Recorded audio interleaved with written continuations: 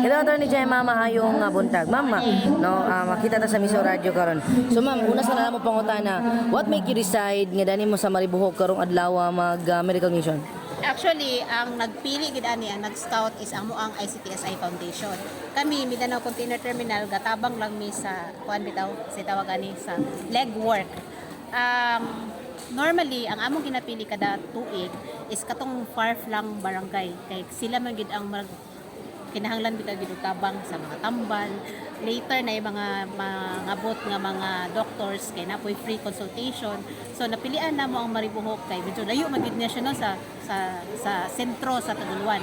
Pero ang akong gusto pud i-emphasize nga normally every year among gapilion is mga barangay gyud sa Taguluan kay Taguluan ang among host community. Diba ang among pantalan is located inside Taguluan. So kanang sila nga pipili karon.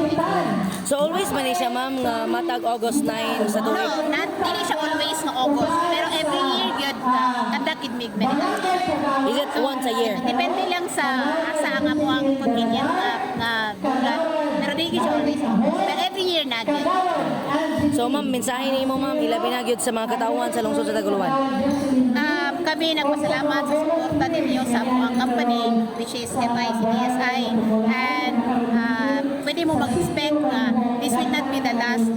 Padayon na mo rin buhaton ng pagtabang sa mga citizens sa sunod sa Taguluan. Thank you ma'am.